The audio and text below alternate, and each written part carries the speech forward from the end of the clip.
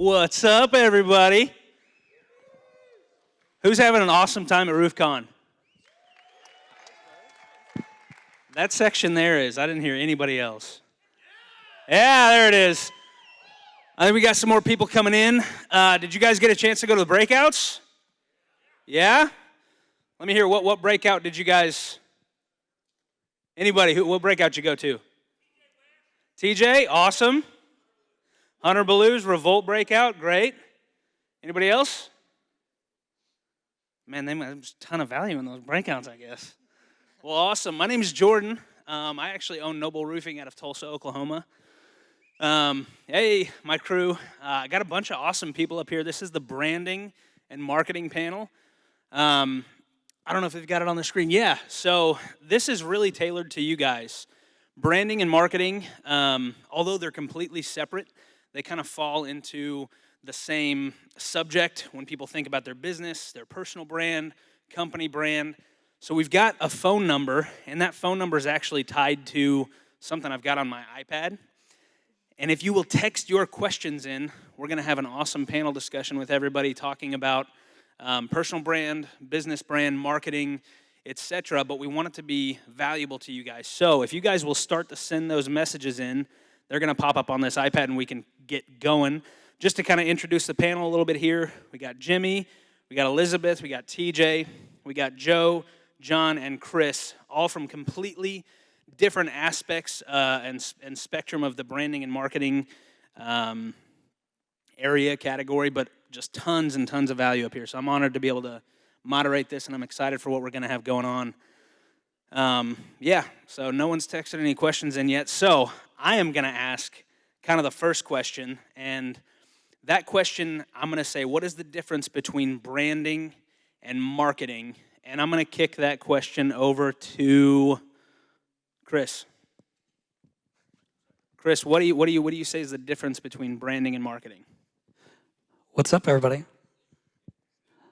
So for me, branding is you're trying to gain the attention. Right? You're trying to gain the attention of somebody. You got to put your brand out there. You got to build a brand equity. Brand equity. The better the brand equity, the better your marketing.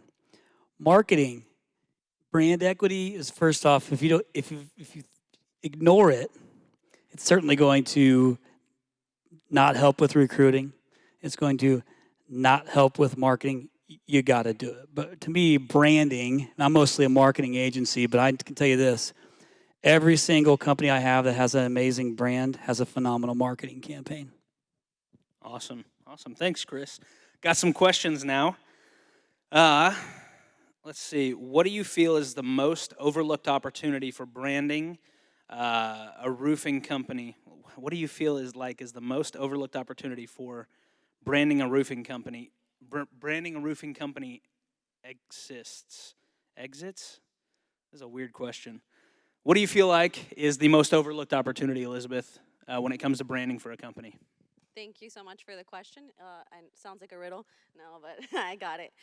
So one of the most overlooked opportunities to brand your roofing company is to be authentic about who you are and show that to the consumer, because people want to do business with you because of you, not just because you're a roofer.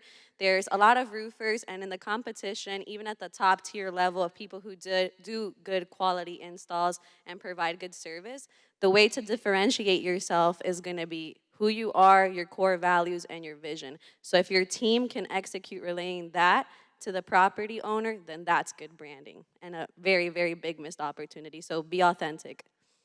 Awesome, thank you. Another question here. What is your favorite free branding technique? I'm gonna give that to Joe. Free branding technique, sharing stories of your projects, like telling people what you're doing. You're helping out John, you're helping out Chris, just showing what you're doing, documenting what you're doing out there.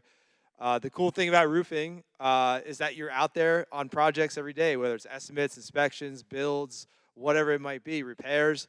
You've got the subject matter there. All you got to do is turn on the marketing device that you have in your pocket that we all do, and just document what you're doing. That doesn't cost any money, and just doing that consistently is going to be a great way to get the attention of the people in your market. And actually, I want to kick it over to Jimmy. I think Jimmy might have something to add to that too. What do you think? I think the best free branding. It costs no money to call yourself Eric the Roofer. What's up, bro? Put Eric the Roofer on your Facebook profile and win. By the way, that's Eric the Roofer. Where are my lead ballers at? All right, cool. Yeah, it really costs no money to create a Facebook profile, LinkedIn profile, whatever profile. I know that we got TikTok up. Like, it costs no money to show up every single day. And something I was talking to Michael backstage about is a lot of times people come and want to learn from marketing, branding people, and they want to learn something that they haven't heard before. But the unfortunate truth is that it's oftentimes the most simple things that are the most effective, and it's just like hard work. It's simple, but it's not easy, right? Doing a Facebook Live every day and telling people who you are, what you do, what your story is, it costs $0, and it's extremely effective. But it's the last thing we want to do because it just takes extreme discipline. So that would be my advice. Awesome, man. Got another question here, and I'm going to kick this to TJ. So, TJ, listen to this one. I seriously struggle with being creative with content. It detours me so I don't post. How can I overcome this? Okay, so how's it going, guys? So when I first started doing videos, I was scared to be in front of the camera and putting myself. Keep the mic in front of you. There you go. My bad. In front of being in front of the videos. Once I realized that people wanted to see what I had to say or hear what I had to say, then I started to take off and get millions of views. If you guys just go out there every day, keep creating content, see what works best for you, because I've made horrible videos. I'm sure other people have made horrible content out there, right? And you just have to find what works best for you. Awesome. For those of you who don't know, TJ is a TikTok guy. How many followers you got on TikTok? 220,000. Man, how many total views? 65 million. Wow. So if you haven't met TJ, make sure you meet this guy if you want to get on the TikTok train, because he knows. You know what? Hey, I want to also make sure that John Dye gets some of that credit because he's better. Oh, absolutely. John, actually, I'll let you take the next. What do you think is the highest performing online marketing platform? So that's subjective. That changes day to day. But at the end of the day, what matters is where the attention is. So where is the attention? Where is your market? You have to learn, because it's going to vary. Like if for some of you, LinkedIn may be your best opportunity. For some of you, it may be Facebook. For some of you guys, it may be Instagram. For some of you, maybe TikTok. It depends on where your target is. So know who your target audience, and then figure out what they're using, what they're interacting with, where they're placing their attention. And that will become your most powerful and most effective online platform. Awesome. Thank you, man. Does anybody else want to take a crack at that? Yeah, come on, Chris. Thought for sure you would throw that my way. I'm trying to. Yeah, no, I second that. I also believe that,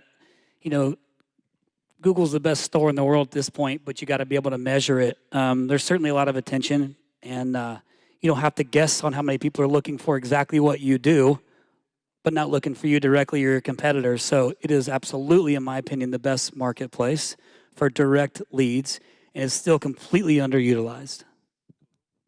Awesome. Thank you, Chris. Google. To add one more thing to that yeah. too, to what John said. He's absolutely right. It's where your target audience is. But if you are not positioned with your branding to convert your target audience. So for example, a lot of people want to get into luxury or high-end roofing, but you're not branded and you're not targeting that. You have to make sure that if that's what you're aiming for, you're positioning yourself properly to score. So that's one big thing. Once you identify who your target audience is, make sure your branding and marketing is set to convert that. Awesome. Thank you very much. This is an interesting question. Is it possible to formulate an ROI off of branding? Yeah. Take it. Go for it, John. So that's an interesting question, and something I've actually put a lot of thought into lately for whatever reason, because everyone always says, well, what's my ROI on everything? They want some way to really do that. But you got to realize, like, the ROI comes so many different ways. If you've branded yourself strongly, and understand branding is in marketing, essentially all of this comes down to communication. And I said this when we were talking to the panel earlier. Whoever communicates the best, and no matter what it is that you're doing in business, if it's one-on-one or if it's to a target of a mass audience online or whatever else, if you communicate better, you will have a better success rate. You will achieve more. You will become better. Best known beats best. That's a Grant Cardone thing, I think, right? So, like, that's a really important thing to remember. So how do you become best known? How do you communicate better? The more skills that you give yourself on the communication side, the better you're going to be. So to really give yourself an ROI, you have to really put in the effort to communicate your brand. And then once you start to do that really, really well, you'll notice that your sales cycle starts to shrink. All of a sudden, when your salespeople walk into a home or you walk into a house and you've branded yourself really, really well, you've done a lot of legwork ahead of time. You basically can now walk into a homeowner's house. They know who you are. They trust you. They like you. They have a good feel for you. And now all of a sudden, all the things that you would have had to do before in order to generate and build that rapport with that customer because they didn't know who you were, all your competitors are still having to do that. But because your branding is so strong, you're going to close a lot more deals a lot faster. So what does that ROI mean for you? It means you can move a lot faster. You can handle more customers, work with more people. Think of your markets. Who are the strongest branded contractors in your market? They're not struggling with the same things that you are if you're a weak branded company. They don't have to tell their story every single time because everyone in that market already knows the story. So focus on your branding and the ROI will come in ways that you probably didn't expect it to come. That's good, man. So there's not like a formula, but There's not. it's just depending on your market. It's you'll see it in so many different areas of your company that you're not really going to be able to see a direct ROI to your bottom line other than all of a sudden you're noticing that your sales guys are closing at a higher rate. They're closing deals faster. They're being able to turn more customers, and more customers will be attracted to that brand a lot easier. I was going to also say because of the branding that I do personally, I get a lot of referrals from people who know who I am that also refer out to other people. Oh, you should use World's Greatest Roofer. Well, why? Because he's great, right? I think that a lot of time we become so focused on trying to find the ROI in every little thing that we do and being so calculated instead of being genuine. Your brand shouldn't feel like something, well, what's the ROI on my brand? Well, what you should be doing is whatever it takes because that's your vision. Your brand is your vision, and if you keep that, then that's when your business becomes successful. But that's what you're putting your heart, your soul, and all of your resources into. So why try to be so calculated instead of putting as much as you can and seeing the long-term results of the little seeds that you're planting? But be self-aware too, though. Yeah, don't overspend. Don't overspend, but listen to the market. If your branding isn't on point, quit trying to push it out there. Tweak it. Ask people. Do blind tests. Like, ask random people, hey, which company would you pick? And show them your brand and show them the competitor's brand. And ask them why. That's why we do voting a lot on a lot of our things. We do a lot of polls when we're testing things out because it's really good to always be testing. That is exactly what John said. Yeah, like, test test it out. Don't fall in love and marry the brand and refuse to change it because you love it. Because it doesn't mean that the marketplace loves it. And I'll be real quick so we can go to the next question. But I'm a huge fan, especially if the faucets are low cost, but turning on all the faucets. Like, and again, you don't want to overspend on marketing, but if there's a lot of very low cost things that you can do to be reaching out to your potential clients every single day, right? Knocking on doors is a great example of that even. And then what my team typically does is we look at, okay, of all the people we reach out to, what's the typical response rate? What's the percentage of those people that are responding that are actually converting into sales? What's the cycle? All those things. And then you start incorporating branding, and you look at what's the percentage of difference in our conversion rate from here to here and from here to here. So one of the ways that you could do it is if you're starting off with doing outreach to people, and then you start incorporating branding after that, you'll probably start to notice a percentage of difference and therefore be able to track an ROI from your branding. Awesome. Yeah, go for it, Joe. I'm going to jump on the train here.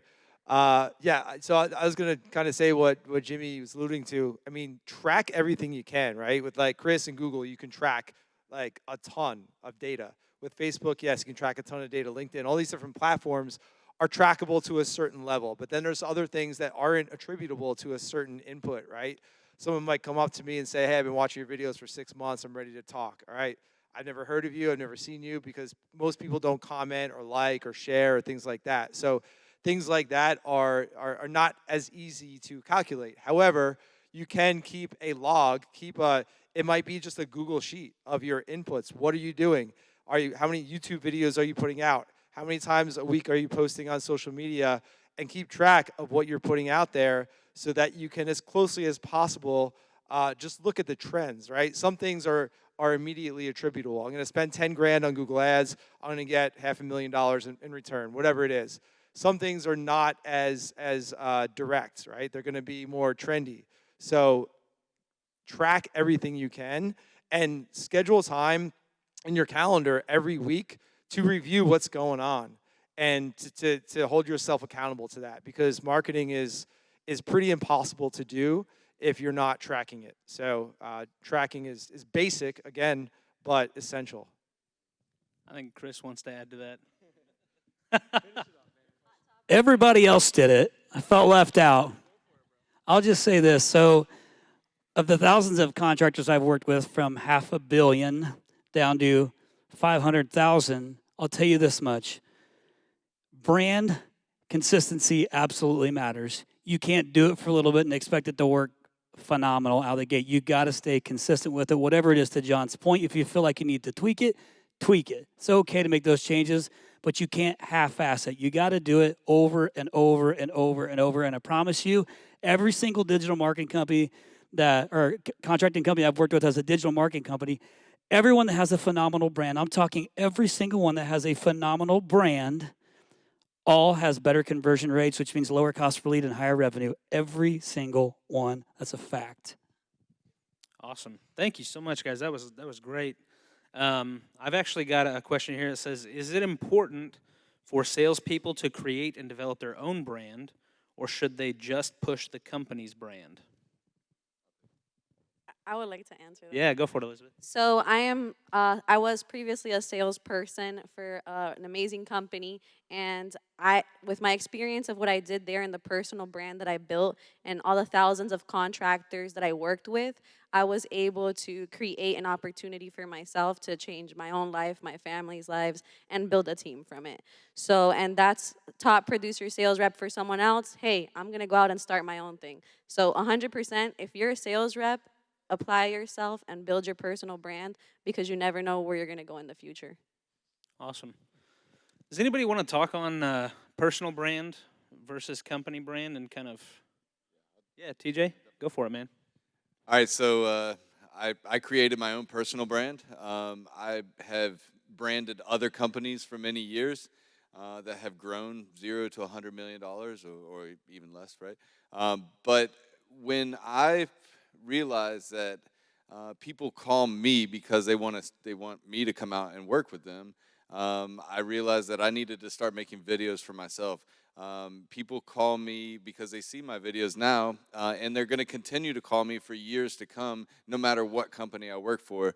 I know that a lot of people here might think that this next thing I say, I could put any shirt on today and go sell a roof. No matter what shirt it is. I can wear a purple shirt, a blue shirt, a green shirt, and have a different logo on it. I'm going to talk about that company for less than 20 seconds. I'm going to talk about what service I'm going to provide to that homeowner or that business owner. So Could you do it with no shirt? I have the business owner perspective of that too, is that you want to make sure that your sales reps are not in that position. So as the business owner, if you're a business owner and you have a bunch of sales reps, you don't want that to be the only thing that your people are selling. I mean, it's great and all to sell yourself as a person, but you want to control the pitch that your sales team is delivering. So you want to take that control back, because at the end of the day, you're investing into getting that lead and putting your sales rep in front of them. Now, it's up to you to make sure that the message that's being delivered makes them remember your company, and not that they just like TJ, because TJ can go change his shirt tomorrow. Are you going to make sure that the next person that walks through is going to sell themselves just as well as TJ? So that's the devil's advocate with that one. I think this is a controversial question, though. It is. Because no, I mean, I'm being serious. Like, I feel like there's so much cannibalization in our industry within ourselves that a lot of times owners are very reluctant to help salespeople learn more because they feel like they're going to go off and start their own business. And so there's that fear there. And then some salespeople don't really want to start their own business. And so that's not even an objective in their minds. So I think really where this really needs to go is you need to figure out what you're trying to accomplish. You have to get some self-awareness. And for business owners, you need to figure out what your employees are really trying to accomplish and how to facilitate their life goals while still helping the company and building the business and everything else. But that requires a lot of real, you really have to have some serious one-on-one discussions with your salespeople and figure out what they're trying to accomplish in life. What are they trying to, do they want to own their own business? Some people don't. Some salespeople have no desire, and probably, I'll be frank, like, I am not a real good business owner, okay? That's why I have a partner like Jim Johnson and Contractor Coach Pro, because I don't want to run the day-to-day, like, financial and all the back-end things, because I'm a creative guy that wants to do creative stuff. Okay, I know that about me. Some salespeople are the same way. They don't want to run a business. They want to work for someone and work for a business that is supporting them. So think about that when someone approaches you. If you're a business owner, find out what they're really about. It may not be a threat to your business at all. It may be a great thing for your business for them to build their own personal brand. But it's also, like, I don't know where Aaron Christie's at with Indie Roof, but every single one of their yard signs has a picture of their sales rep on the sign. So they are building their own personal brands. They're going out to talk to those customers directly, and they're building their own personal brand while building Indie Roof Company. But it also requires a lot of, I know Aaron well enough to know that if someone goes off and starts their own company, he doesn't care. So they are building their own stuff, and they're doing a really good job of it. But that's one of those things that I think everyone's kind of fearful of if you own a business because of the nature of our business and our industries. That's awesome, man. I love that. I think, Jimmy, I know that I talked to you a little bit about personal and business branding, and you had something you told me that I really appreciated. I don't know if you remember. Do you recall? No. No, I don't. I'm gonna see if I could. It was really, I really appreciated it, and I think it would add a lot of value to what everyone said down here. And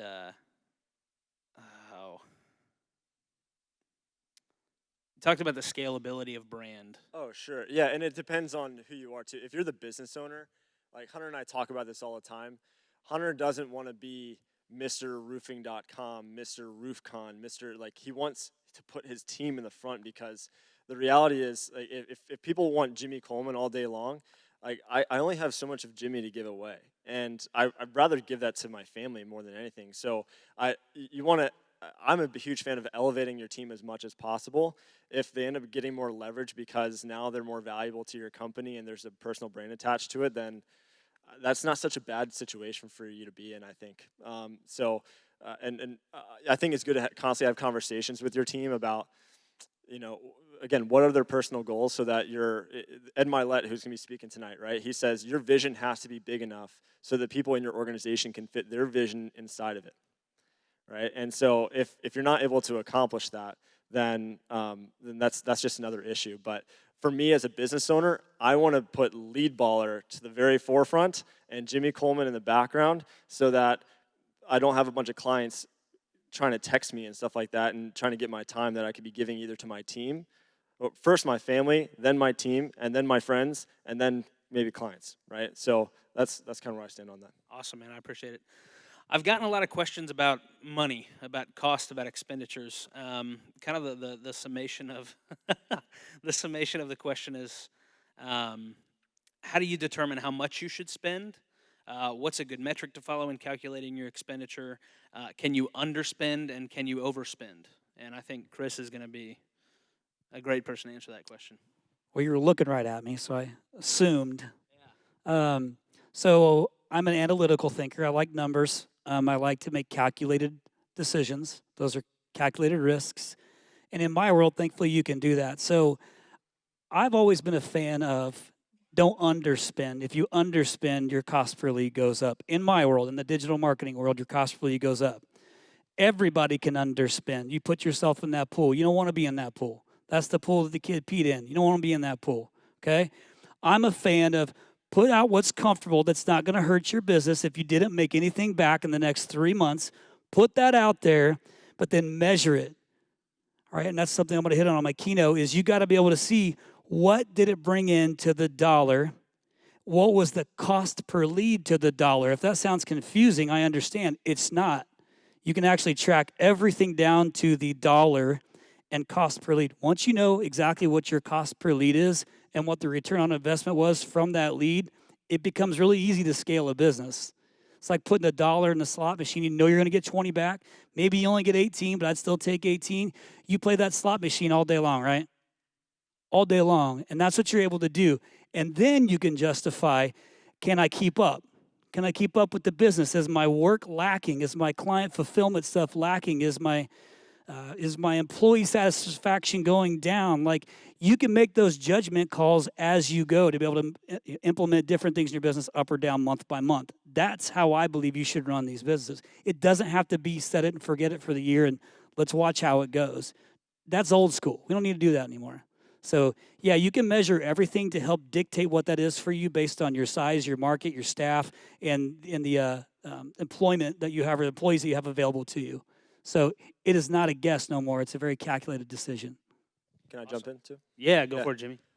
So something that my team's heard me say a lot of times, and it's kind of a personality type thing. I say, hey, if it makes dollars, it makes sense, right? So, but then it's kind of happened enough times now to where like we spend money on marketing, and Justin will be like, well, dude, it didn't make dollars last time. Like you have to think. And Hunter's the same way. We talk about this stuff all the time. Like, it'll just spend and then, wish for the best because it'll probably bring back a good ROI. One of the things that I've started doing when I'm interviewing marketing companies that are going to help us grow is I start asking them the question now, like, what can I do to screw it up? Because when the times that I haven't gotten a good return on investment, I was using money to try to like solve my problems and not wanting to put any energy into helping that vendor get the result that they were supposed to get us. And I think if I would have gone back to each of those vendor relationships and beforehand said, hey, what could possibly happen to where we don't get the result and it's not your fault at all, but it's only my fault.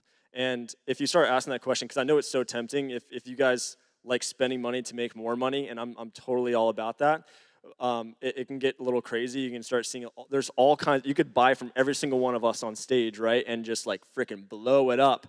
But then you might, it's not always a set it and forget it kind of thing. I would definitely ask every marketing company that you're going to be partnering with, what could you do on your end to screw that relationship up, the result up? There's something very important that is not commonly discussed in branding and marketing, and that's the organization and planning aspect. And that's what we focus on so heavily in the beginning, because if you just give me $10,000 and I just choose to spend it however I want, I'm going to get very, very different results than if I ask you specific targeted questions that are going to help me formulate a plan that we can both agree on to deliver the results you want. So we believe in a systematic approach in everything you do, and branding and marketing are the same exact way if you actually take the time and you sit down and you work through your thoughts. So a lot of times we're just caught up in the busyness, but if you actually sit down, and I'm going to talk about this in the breakout tomorrow at 1, is how to plan effectively so that you can get those results, because it doesn't matter who you hire if you didn't sit down and plan with them. Awesome. Now, I think those are all great for the business aspect, but I know we've got a lot of sales guys. We've got some people that aren't business owners here. Does anyone want to speak to more of the personal aspect of ad spend? If it makes sense to spend money on ads or local advertisements? Yeah, Facebook. I spent a lot of money on my personal brand, and I still spend tremendous amount of money on my personal brand, and that grows my business every single day. I do quite a bit of personal branding, and what helps with personal branding is I'm always still trying to add value, education into the market. That's the difference when you're working on your personal brand, is people will only listen if you have education, content, you're interesting, or there's something specific about you that people want to know. So if you're going to invest into your personal brand, first figure out like what's unique about me that's going to make me marketable as a person, as a roofer, and then focus on that, and that's your ROI that you get there. So I think, do you want to say something, John? That's good.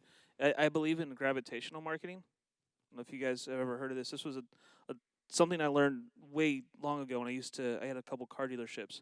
And gravitational marketing essentially is creating yourself as an expert and positioning yourself in that way that people gravitate towards you. And I put it this way: if you're a sales rep and you want to get more referrals, you want people to trust you, you want to do all that stuff, don't sell to them. Educate them. Think about a guru for a second. If you're a guru and you're on the side of the mountain, God knows where, Timbuktu, whatever, the Alps or whatever. I have friends that travel across the world to India, to all these different places to see a shaman or a guru, right?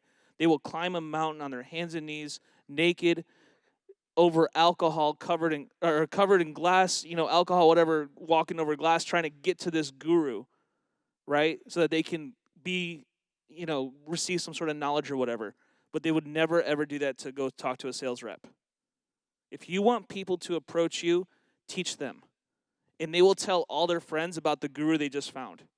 And that will create a ton of a buzz and everything else. That's what I would do if I was a sales rep today. That's how we built Art of the Supplement. That's why I built my personal brand, was through taking the one thing that I was really good at and creating a brand around that one task. And that's what led us into this whole what we do now today. So you got to think about things in that regard. Yep, totally agree with that. I call it like push and pull. The gravitational, I call it like attraction-based marketing, or even like pull. And then the push is the outbound, because whenever you're positioning yourself as an authority in a space, you're going to have the low-hanging fruit, the people that are most interested and maybe most social, saying that, hey, I like what you just talked about. Can you help me with that? Or can you help me with whatever? But the reality is there's also a good chunk of people that need to be asked to the dance. Like they just need you to ask them. Like they've seen your stuff around, but they haven't approached you about it yet. And so we're talking about what things that sales reps can do. And a lot of it is free, by the way. What he just talked about is free. You can do that. And then what you can do is find whether it's Facebook groups or whether it's LinkedIn or wherever you're prospecting people, post the content, get like the low-hanging fruit, but then go into the audience and start asking people to maybe have meetings with you, right? And just don't forget that simple step. There's the push and pull, and you're going to get better results on the outbound marketing because they have seen your attraction-based marketing stuff as well. Yeah, you got to be authentic though. Don't worry so much about sharing the secret sauce. I'll sit in a room like this and I will tell you everything that we do at ACS and how we do it and why it works. Same thing with Art of Supplement, everything else that we do. Why? Because number one, realize that most people don't really care to do what you do. They care to know that they can trust you, that you know what you're doing. And that's what makes you the expert. So don't be scared to share how your secret of whatever you do as a sales rep or how you inspect roofs that you feel is like this huge secret that you don't want your competitors or anyone else to know. Dude, share that stuff. That's the stuff that people want to know about. Did you want to say something, TJ? Okay. Okay, awesome. So I've had a couple people ask about brand as a new, company or as an entrepreneur, and then also rebranding. And this person specifically asked a really good way. Is there anything that an individual might do that could limit their ability to scale? Is there anything within a brand that you feel like would limit scalability? And what could they maybe change or avoid if they're a new entrepreneur to not limit their scalability? I think Jimmy, I think Jimmy alluded to before, like figure out what you want to build. If you want to build a company around yourself, then great. Name your company after yourself and build it around you. If you don't, then you've got to build a company around a brand. So you're asking like what can limit your brand. It's like basing the entire company around you and giving people the perception that you're going to be the one doing the sales, you're going to be the one on every project, you're going to be the one that they call when there's an issue, your company name's on the truck. Like that's cool. That's small town mom and pop. But a lot of times what it comes down to is like you think that your clients want to deal with you, right? So that's you paint yourself in a corner that way. At the end of the day, like your clients, they don't really care if they're dealing with you as the owner or one of your highly trained sales reps, one of your production managers, one of your quality control reps. They just want it to be taken care of. So don't think that, everyone wants to deal with you. They want their problem to be solved. And whether that means you as a company owner or someone else, it doesn't really matter as long as that experience is consistent with your brand and consistent with what you want to build. So I think that's the biggest thing, is building a company around yourself. You're going to limit yourself and you can extricate yourself, yes, but that's going to take more work the longer that you allow that to go on. Awesome. Go ahead, So, Elizabeth. so I have to answer this question about 10 to 20 times a day because this is what I do every single day: brand and rebrand. So when you're starting a new company, this is the biggest dilemma that we have. What's the name? What am I gonna call it? What's the logo gonna be? What are colors gonna be? And a lot of times, the biggest part in the name is in the beginning you want to do roofing and construction because you want to sound bigger, you want to sound like you do more. 5 years later, you realize that construction makes you lose money. You don't make any profit on it. It's bogging down your production, and this is where your negative reviews are because you want it to sound so big in the beginning. Where if you just said, Empire Roofing instead of Empire Roofing and Construction, you would have scaled a lot faster, been more profitable, and made more money. Then when you realize it, you rebrand, then you're still kind of married to the idea. So the biggest thing when you're going through a rebrand is don't be married to anything because it's just a logo is just a logo. It's what's going to make the business most profitable and fit into your well-oiled machine. So on the back end for the rebrand, always make sure that you're working on that business infrastructure simultaneously on both aspects. When you're establishing a new company, when it comes to the infrastructure itself, make sure that all your actual pillars to hold up that name are going to be able to be built with it. So if you're going to do roofing and construction in the beginning, build roofing and construction pillars. If you're going to just do a roofing company, just build your roofing pillars. And when you're doing the rebrand, if you're going to eliminate one of your pillars like construction and you're just going to be doing roofing, make sure that now you're going to be able to focus on that and just scale up your roofing. Yeah, Jim? and think about, like, especially if you're a young company that's looking to scale, right? You want to scale your company. You cannot be everything to everyone. You cannot reach, like, this is where a lot of companies, especially in the storm market, get really confused because they go out, there's storm damage, they grow really fast because there's a storm in the area. Now all of a sudden they think, okay, we're this big company, we're doing $5 million a year, we can do whatever we want, and they're taking every job that they can take. And then the storms are gone, and now what are they doing? You have to pick and choose. So now you got to realize, like, find out who your target is. Know who you want to work with. I don't know if Jen's here. Jen Silver, she's on tour with us right now with the Ultimate Claim Experience. And she does, all of her jobs are financed. Every single job that she does is financed. What does that mean? If it's a storm job, it's still financed. Who does she get as a customer? A very certain particular clientele that doesn't want to give their insurance proceeds to a contractor, would rather finance the deal for 12 months, same as cash. She gets them, she's in and out, her sales cycle is super short, but she knows how to target that customer. And when she runs into a customer that doesn't want to do things the way her company operates, she doesn't bend her company at this point to make it work for that client.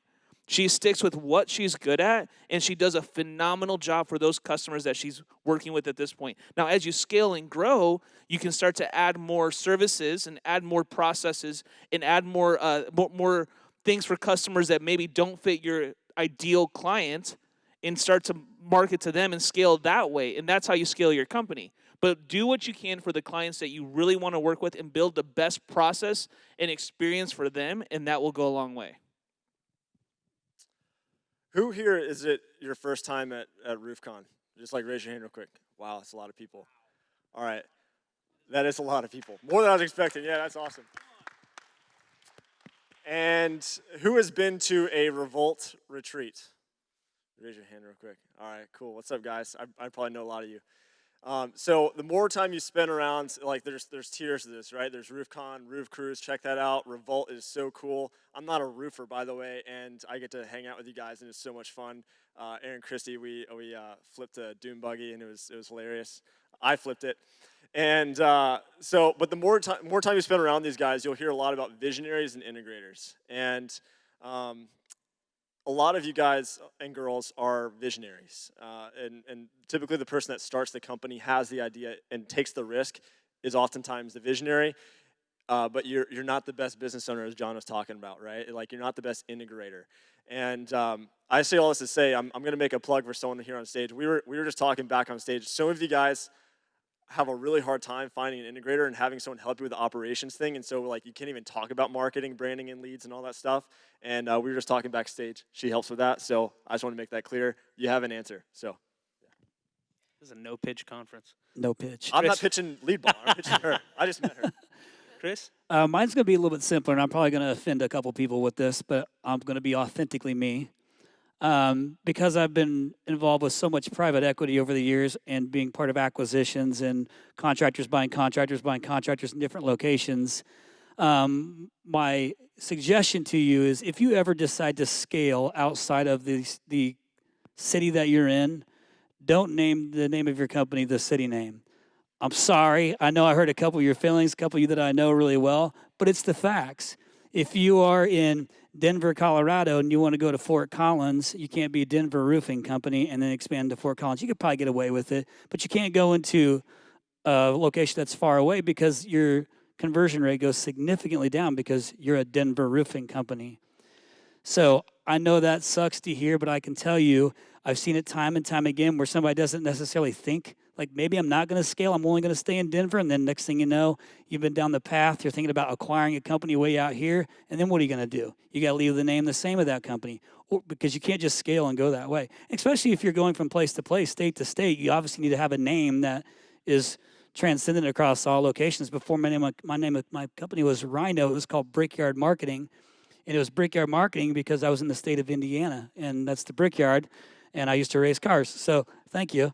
But once I got out of Indiana, it didn't make sense. I had to go through the painful rebrand process, but it was because I didn't know at the time I needed to change my name to, so it wasn't a deterrent that, hey, now you're in California, Denver Roofing Company ain't going to work. Awesome. Guys, thank you so much. And hey, we still have the thing up if you want to send questions in. We've got just a little bit of time left. This is something I think is really good, and I think it'd be a lot of value for everybody in here. What is something that almost every contractor does that takes away from their messaging? Something that roofers think work, but it's not helpful at all. Like when they take a picture on the roof, a selfie on the roof. Or That when doesn't they sell say roofs. offering free inspections. That That's doesn't- the that- biggest. What's something that everyone's doing right now that doesn't work? And I want to kind of get everybody's opinion on that. Talking like a roofer in front of your client.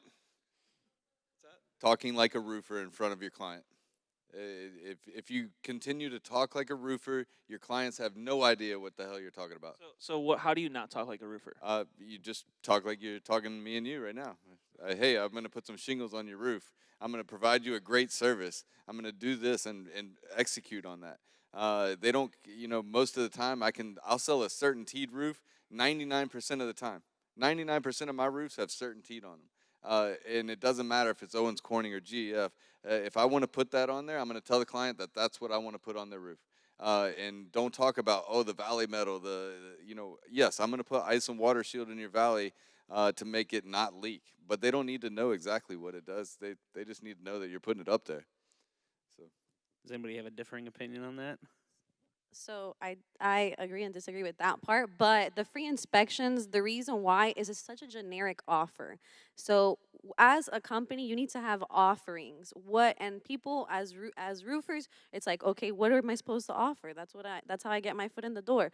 Be creative. There's maintenance plans. There's this is one of our ideas that I'll share with you guys that I created was whenever you want to get into multifamily, commercial roofing and things like that, hey, look, we do appraisals and damage inspections, and look, we're going to take photos of this entire area, so now you have, whenever the next storm hits, documentation, and every year we're going to come and we're just going to sell you documentation. It's $400 a year, and I'll come and document. Who cares? You have a drone anyways. You're on top of that commercial roof, and now you can sell them a maintenance program.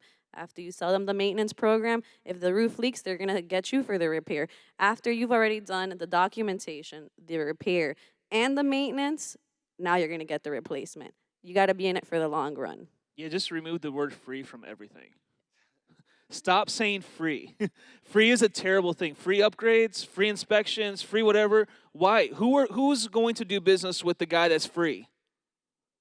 the crappy customer, right? The one you don't want to do business with, the one that's going to take their deductible and not want to pay it, right? The one that's going to essentially try to run away with the supplement money. The one that doesn't understand what RCV is. Those are people that love working with free people. Okay? If you want the customers that I don't want to work with someone that's going to give me that's selling something for free or giving their services away. And you're a contractor, you got to make money. Remember that. That has to be your focus. Learn how to upgrade and actually like if someone has a 3-tab roof, don't automatically upgrade them to laminate. There's no reason to.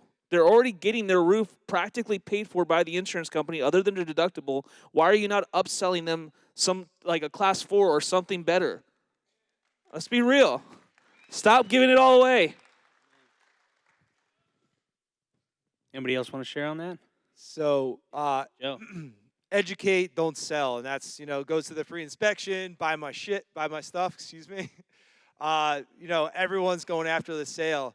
Like educate, don't sell. And the way that I approach this in my content is think about your ideal prospective client and think about what you can give them in terms of value, information, knowledge in order to help them improve their situation, right? Whether it's to improve their situation as a commercial property owner, a homeowner, to help them solve their problem, whether that means working with me or not, right? I'm going to put you in a better position because of this content that I'm about to give you. But regardless of whether you go with me or John or Chris, it doesn't matter. I want to be a trusted advisor to you. And by doing that, you are going to attract those people that see that value, appreciate that value, are willing to pay you for that value, and then go refer their friends because they had such a great experience. So be that trusted advisor in your market and stop trying to sell people, and you'll be amazed at the results that you see. Awesome. A couple more questions. Someone asked, what is the best way or the best blend of marketing diversity between digital, direct mail, mass media, etc.? How does that equate to a percentage of where to spend your marketing budget? Okay, so there's when it comes to your different pipelines, right? You can't just focus on spending money on Google ads or Facebook ads. You have to look at your paid and your organic first. So draw an imaginary chart, paid, organic. Now separate that out. Organic is content, storytelling, referrals, reviews. That's follow up with the people you're talking to on a daily basis, putting yourself out there, your messaging, your videos. Like John said earlier, or I'm sorry, it's Joseph, this little phone that you have that you can use to just market yourself all day. Your employees can do the same, everyone within your company. Now, when it comes to paid, when it comes to direct mail, you want to be able to have a targeted campaign. So all of those things need to start off with a campaign, then you get into your organic, your paid, and then you can get into all your different channels, which it would be an entire hour conversation to go over. But start with a campaign idea and that offer, right? So if your offer is going to be if I was going to build out right now and say, hey, I'm going to create the offer to get on more commercial roof systems, right? And I wanted to sell my documentation program. That's my introductory offer to get me on the roof. Here is my introductory offer. I'm going to document your roof. Now I'm going to send out direct mail to everyone in the area who owns a building that qualifies for this. Then from there, you're going to geofence the area and send them ads. And then you're going to target everyone in that area that has the specific keywords that you're looking for, so that when it rains and there's a leak, they call you. And then you're going to create a Facebook video once they go to your website, that retargets them off your pixel. So all of that together is a campaign, and that's the most important thing. It's not just running an ad and like, oh, my company is going to blow up. You have to have campaigns going and offers for each of those campaigns. Documentation, just stop doing free inspections and be more creative, and that is going to give you so much more opportunity to market yourself creatively. Awesome. I've got a question here that I think is interesting. If you were only able to put your marketing dollars towards one platform, what would it be? No pitching.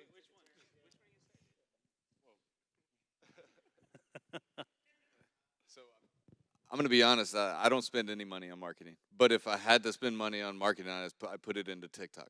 And I tell you why. Right now, across the world, there's over 1 billion people that have joined TikTok over the past several years. And who has TikTok? I love TikTok. So just real quick, the hashtag rooftop has 1.1 billion views, right? So if you're gonna put, I was just reading this study. It was just released this past week. 285% more impressions come from TikTok than any other platform. So if you're gonna make videos, if you're gonna do sponsored ads, if you're gonna try to hire somebody, we were just talking about this earlier. Any type of content that you want to create, you can get it out there for free or basically free, or you can pay money to get it out there as well. But I personally feel Facebook is dead. I think all platforms are going to go to TikTok style with like YouTube Shorts, Instagram Reels, Snapchat Stories, right? The 7 to 30-second videos are going to be life here real soon. Facebook is not dead, but you can go. Somebody just said Oh. conversion. So whatever it is that you choose, go all in, right? Listen to TJ. He's successful on TikTok. He's just rattling off hashtags and stats and follow numbers. This guy's all in. There's no doubt. There's no question why he's been successful. So there's no one right platform for anyone. What's the conversion on TikTok? But whatever you choose, go all in. All right. Yeah, we talked about it a few minutes ago. I had TJ and we had Dylan Mullins on a panel over at the booth, and we talked about TikTok. Look, for us, did everyone see the TikTok with the shorts? Yeah. We sold that guy out that day. He had no shorts. Crashed his website that day. We were at OurCat when we shot that. Crashed his website. What does that mean for him? I mean, that's pretty good conversion, right? For free? For nothing? Like, we didn't charge him a dime? That was just us playing around. Same thing with the pitch hopper. All of a sudden now the pitch hopper's on TikTok all over the place. Why? Because of a little video we put on TikTok about the pitch hopper. Who's seen that video? Who went out and bought a pitch hopper? Some people did, yeah. Eric did, yeah. So that's what I'm saying. Like, what's the conversion rate? What are you selling? What are you trying to do? Like, where should you put your money? You should put your money where your audience is. Where is your audience? Put your money there and go all in, like Joe said. That's what converts.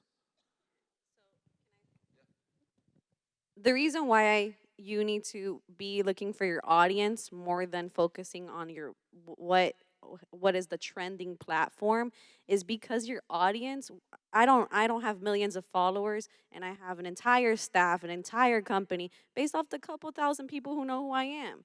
So not everybody, you don't need to go viral in order to have a sustainable, good company that's highly profitable, that you can have employees and feed your family and create generational wealth, right? That's the goal. But what you need to focus on is where is your audience? I personally, all my audience is on Facebook. Facebook organically has made me enough that I don't even care about it. I'll just spend money on Facebook all day and go on groups and do things like that because that's where my community is. Roofers are on Facebook, right? And if I'm going to go and sell a roof right now, I'm probably going to, if I start a roofing company right here in Orlando, I would say, hey, I'm just going to go on Facebook and start posting in all the community groups. I'm going to start doing barbecues for all the mom groups. I'm going to be in all the mom groups, networking with all the ladies. I'm going to go volunteer at every PTA. Like, get with your community. Maybe your community is not even online. Maybe you just need to get more involved in a chamber of commerce. Go to your political events in the area, things like that. Be more creative on where's the people I want to work with. If you're trying to be a luxury company or commercial, where are those people at? And then go talk to them where they're at. Yeah, there's a saying that when fill in the blank is a hammer, everything is a nail. So for me, it's like if LinkedIn is my hammer, it's my answer to everything. Like, everything is a nail. I'm gonna fix my problems by using LinkedIn, right? If TikTok is a hammer, then just solve whatever problem you're trying to solve by going on with TikTok. And it's back to Joseph's point, like, just pick something and go all in with it. We all read, like, a lot of us read books like personal development. People have made billions of dollars, millions of dollars and stuff. And what's funny is, like, a lot of them disagree with each other, right? Like, they're all saying, like, no, this is the way, and this is how I got here. No, this is the way, this is how I got here. The common thread is they went all in with something, right? Now, to make a case for LinkedIn. The average person on LinkedIn makes above like $80,000 a year, double of any other social media platform, especially where that exennials are dominating it, but you get a lot more professional market. And what a lot of my clients tend to do is they tend to double dip on finding relationships where one relationship leads to an evergreen amount of sales. So if it's, you can target property managers, you can target facilities managers and find big commercial deals and stuff. You can just be a little bit more specific in your targeting. That's why I chose the hammer that I chose. But the reality is, it's back to what Joseph said. It's like pick your hammer and then just like go banging on a bunch of doors. Yeah, awesome. TJ, wanted to ask you just one quick question. How many squares did you sell off of TikTok? How many squares of roofing? So I have one contract that came from TikTok that was 2,500 commercial buildings. I don't know how many squares that is yet. Of course, a sale isn't a sale until you collect money, right? But this has just happened in the past month. So That's all. Estimate how many squares? millions. Wow, that's awesome, man. Well, guys, our time is up. I really appreciate everyone coming out. I think that we've had some awesome questions. I know there was a ton of questions we didn't get to. Everyone, I think, is going to be here, and thank you, RepCard, for giving us an awesome way to connect. If you will grab any one of these guys when they put their lanyards back on, you want to get a hold of them, ask them to scan the RepCard. And yeah, who else is having a breakout tomorrow? Chris, actually, you have a keynote coming up next. Yeah. I have my breakout at 1:30 tomorrow if anyone wants to come. More breakouts, so awesome. Well, thank you so much, guys, and enjoy the rest of RoofCon, y'all. Get back in here for the keynote with Chris next.